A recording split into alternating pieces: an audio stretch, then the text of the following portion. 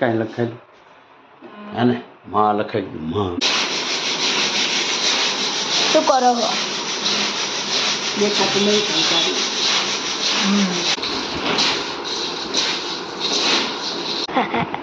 Hello guys, તો ઘઉંનું કામ પતી ગયું છે તો મજા આવી ગઈ ભાઈ.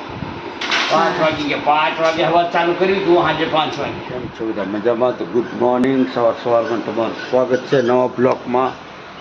સવારમાં વાગી ગયા છે 6 અને બ્લોગ સ્ટાર્ટ કર્યો છે. તો જોઈ શકો છો કૃપાલીબેન સૂતા છે બારે અને વાસણ ધોવાઈ ગયા છે, કપડાં ધોવાનું બાકી છે. અને આજે બ્લોગ બનાવવાનું કારણ કે આજે છે ને ઘઉં જે સાફ કર્યા હતા ને એને આજે મોવાનું છે. મોવાનું એટલે કે દિવેલથી એને તેલવાળું કરીને પીપમાં નાખવાના છે. 12 મહિના માટે એને સ્ટોક કરવાનો છે. તો તમને બતાવીએ આપણે તો કેવી રીતે મોવાના છે. તો મેડમે ચાલુ કરી દીધું છે. ઘઉં સાફ કર્યા તો વળી હાવણ મારો એટલે ચાણી મારે પડે. બોલો શું કહેશો? જય શ્રી કૃષ્ણ, જય માતાજી. કે ચલો ત્યારે આપણે છે ને આ ઘઉંને દિવેલથી મોવાના છે અને એ પીપમાં મૂકવાના છે. તો તમને બતાવીએ તો વિડીયોમાં બન્યા રહેજો. સવારના વાગ્યા છે 6. અત્યારે તો એવી નીંદર આવતી હોય અને આ મેડમે મને ઉઠાડ્યા કે ચલો ઘઉં મોવી દો એટલે ભરીએ. ચલો ત્યારે વિડીયોમાં બન્યા રહેજો. પેલા લે પીપળું મૂકવાનું છે. ચલો ત્યારે આપણે પીપળું લઈ લઈએ. તો આપણે આવી છે અંદર અને આની અંદર એટલે કે પીપ કરી દીધું છે સાફ. જોઈ શકો છો. હવે તેલવાળું ના થાય એના માટે એટલે પીપ જ્યારે બી આપણે ઘઉં સાફ થઈ જાય એટલે કે વર્ષમાં ઘઉં જ્યારે થઈ રહે ને પછી કાઢીએ ને તો ડાયરેક્ટ કોથળી જ કાઢવાની. જો આ રીતની પ્લાસ્ટિકની કોથળી મૂકી દેવાની છે અંદર. હવે ઘઉંમાં દિવેલ નાખીને 12 મહિનાના ઘઉં એમને રહે અને આમાંના જીવજંતુ જાય અને જાય તો પેલું તો પ્લાસ્ટિક આવે અને તેલવાળું પીપ થાય નહીં. વિડીયોમાં બન્યા રહે. ફાઇનલી પીપ જ્યાં મૂકવાનું છે ત્યાં મૂકી દીધું છે આપણે અને કોથળી પર અંદર પહેરાવી દીધી છે અને અંદર ઘઉં નાખવાનું ચાલુ કરી દઈએ આપણે. અને આ પીપળીઓને 12 મહિના સુધી એક જ જગ્યાએ રહેશે, કોઈ ટેન્શન નહીં અને ઘઉં બગડે નહીં. ચાલો ત્યારે કામ ચાલુ થઈ ગયું છે. તો આપણે આમાં છે ને ઈંટનું માપથી આપણે નાખવાનું છે દિવેલ. જોઈએ બતાવીએ. ચલો ત્યારે આ દિવેલ છે, આ બોટલ અને આ એનું માપ છે. 1 કપ નાખવાનો છે 1 તગારામાં. ફાઇનલી આપણે એને 1 કપ દિવેલ લઈ લીધું છે. જોઈ શકો છો. આને છે ને આવી રીતે આમાં નાખી દેવાનું. 1 તગારામાં 1 કપ મૂકવાનો છે. એટલે એટલા ઘઉં છે અમારે 210 કિલો ઘઉં છે. એમાં 2 બોટલથી મોવાના છે. તો સ્ટાર્ટ કરીએ અને 2 હાથેથી આવી રીતે એને જ્યાં સુધી બધામાં તેલ લાગી ના જાય ત્યાં સુધી એમને હલાવવાના જ છે ને. પહેલા વધારે થોડું નાખવાનું પણ વધારે વચ્ચે છે ને. બોલો ગાઈસ. તો મેડમ બોલ્યા કે પહેલાં તેલ વધારે રાખો અને ઉપર વધારે રાખો, વચ્ચે નહીં રાખવાનું, વચ્ચે ઓછું રાખવાનું. ચાલો ત્યારે વિડીયો બન્યા રહેજો. આવી રીતે અમારે ઘઉંનું કામકાજ હોય છે. તો વિડીયો તમને ગમે તો લાઈક કરો, શેર કરો અને વિડીયોમાં બન્યા રહેજો. હજી તો ચાલુ કર્યું છે કામ સ્ટાર્ટ. જોઈએ કેટલા વાગે પતે. ને અત્યારે તો ઊંઘ એવી મસ્ત આવતી હોય. જો તો કૃપાલીબેન ઊંઘતા બારે, ધ્રુપી ઊંઘ ગયા છે અને આપણે આ કામ ચાલુ કરી દીધું છે. પહેલા ઘઉં હોય ને ત્યારે માતાજીની લાપસી કરી દેવાની, ગણપતિના લાડવા. આખા વર્ષ ઘઉંમાં થાય નહીં. તો પહેલાં ઘઉં આવે એટલે માતાજીને બનાવવું પડે. પહેલાં ઘઉં આવે એટલે સિઝનની કોઈ વસ્તુ હોય તો આપણે ભગવાનને પહેલાં અર્પણ કરવું પડે. એવું તો આપણાને એ કોઈ વસ્તુમાં નુકસાન ના થાય. પહેલે પણ કાંઈ પણ વસ્તુ આવે ભગવાનને ધરાવવું પડે એવું કહેવાય.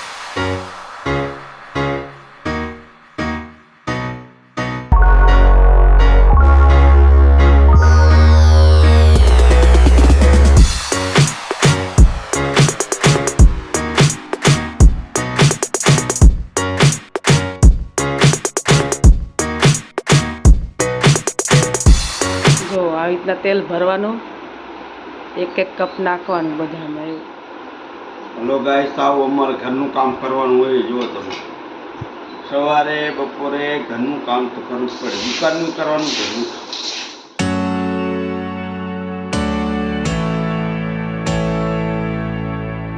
1 કલાક થાય. તમે કેવી રીતે કોમેન્ટમાં કહેજો ઘઉં કેવી રીતે તમે મોવો છો. અમુક તો લીમડો રાખે હે ઘઉંમાં. તમે શું નાખો એ કમેન્ટમાં લખજો. લીમડો મૂકો, પાવડર નાખો.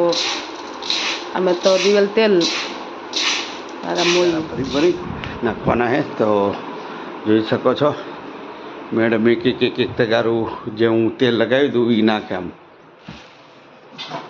આવી રીતે ઘઉં ભરવાનો લગાવવાનું કારણ કે તેલવાળું પીપ ના થાય.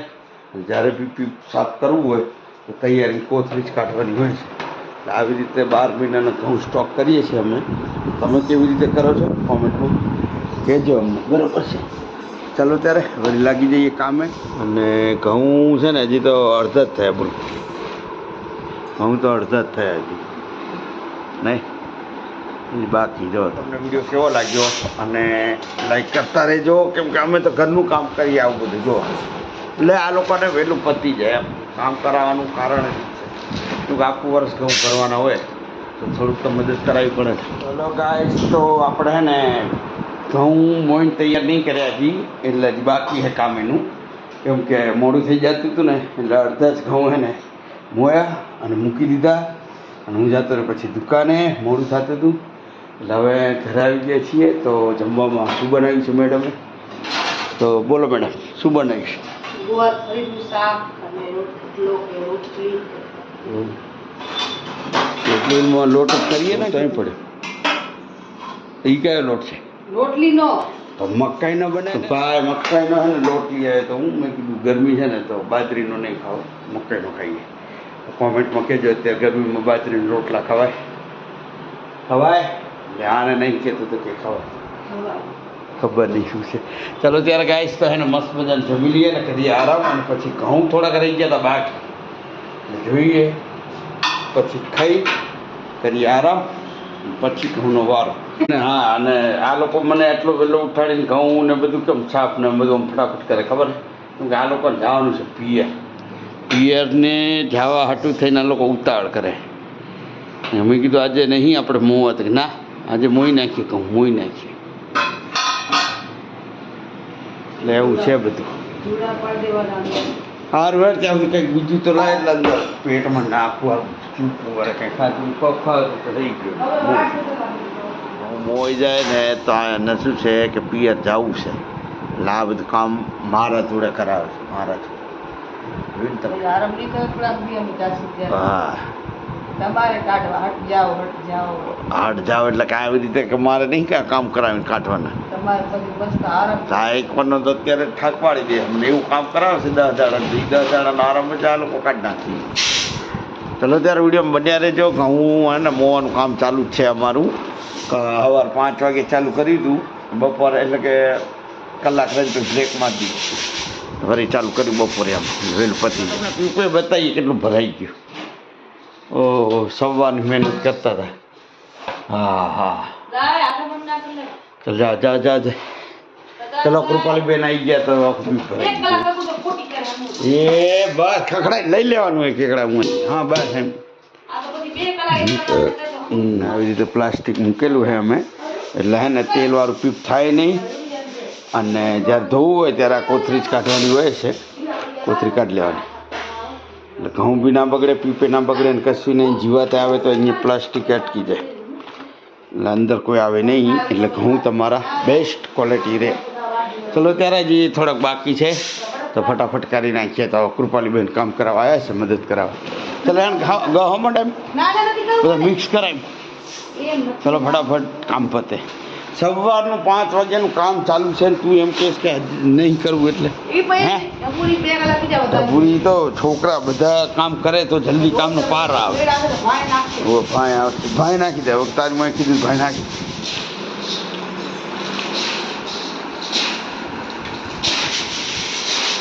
શું કરો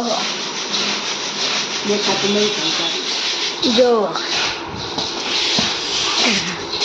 અહીંયા જો ઘઉં આવી ગયા છે અને પપ્પા હલો ગાઈસ, તો ઘઉંનું કામ પતી ગયું છે તો મજા આવી ગઈ ભાઈ. 5 વાગી ગયા. 5 વાગે હવા ચાલુ કર્યું હતું, સાંજે 5 વાગે. સાચી શીશામાં જે તેલ રહી જાય ને આમાં ઘઉં પતવા. હા પછી આમ હલાન કાઢી દેવાનું, શીશો તમારો ખાલ બગડે નહીં તેલ, ઉઘરે નહીં ને. વપરાય જાય આખું. આપણે હવે જોઈએ કે કેટલું પીપળું ભરાયું છે, કેટલું છે ખસે તો જોવા દો. છલ આખું ભરાઈ ગયું છે, જો આખું આખું આટલું ભરાઈ ગયું. હવે જો કેટલું તેલ નીકળે જો. બધા ઘઉં હે ને તેલ એની જાતે જ નીકળી ગયા. તેલ એટલું હોય જોવો તમે. કેટલી મહેનત કરી તમે.